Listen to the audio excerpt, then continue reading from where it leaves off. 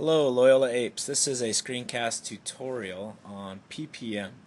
Now PPM stands for parts per million, and it caused some confusion in class. This term is used a lot, especially in atmospheric sciences. We might be talking about trace gases or trace pollutants in our atmosphere. So it's really a number of things per volume, but we can get real simple here and imagine that we have a box of marbles and one marble is black and we have, I don't know, 9 other clear or white marbles, and we could call that, 1 part in 10 black marbles to 10 parts. And you're probably most familiar with this in terms of the term percent. Percent's used to describe so many things, so that means some amount per 100. And of course that's given with the percent symbol. So some number per 100 is really the same thing, like per million. So let's talk about CO2, because we always talk about CO2 measured in ppm in our atmosphere. And recently in a lab and in some future labs, you guys are going to measure dissolved oxygen in water, and parts per million is always used there. So, for example, the atmosphere has 0.036% CO2. It's better described in parts per million. And so what does 0.036% look like? Well, if I put it over 100 and I get rid of this percent sign, you guys would know to move this decimal twice to two 100s places.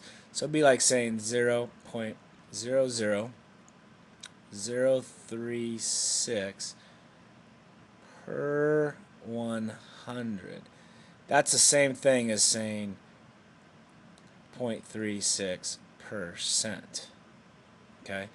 Now you'll see why this is easier to describe in the number per million, because as I add zeros to this guy, so let's put a 0 down here, let's go per 1,000, move the decimal place out, per 10,000, move the decimal place out, oopsies, wrong way with the decimals, move the decimal in, move the decimal in, add a 0, move the decimal in, add a 0, move the decimal in, add a 0, move the decimal in. Now we're dealing with a number we like better, 36, and you'll see with counting up the number of zeros, I'm at 100,000. If I move this 0 or this decimal one more point, I end up with the number 360, and per 1 million. So I will have 3 zeros, and that last 0. So 360 parts per 1 million parts of air, just like I have 1 marble per 10 parts of marbles in the box, is a nicer way to describe CO2 concentration. It has 360 ppm is what we would say. Okay, so just a convention, just a better way to describe concentrations. Numbers that are so small are in parts per million rather than percent.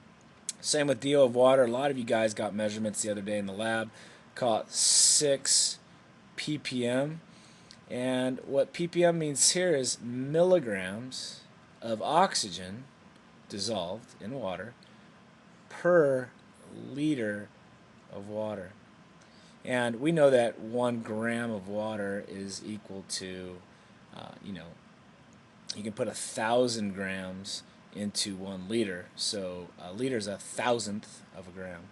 So if I put 100 grams of water, that would be equal to 1 liter of water. But I've got milligrams here, so if I change this to milligrams, I've got to add 3 more zeros for the milli. And you'll notice there's 1 million of those per 1 liter. So when we say milligrams of O2 per liter of water, it is the same thing as saying part per million of water. So DO we will measure, we'll get numbers anywhere from 2 to 9 ppm. And as you can see, just an easier way to describe concentrations of gases in trace amounts, whether it's in water or in the atmosphere. Hope that helps you.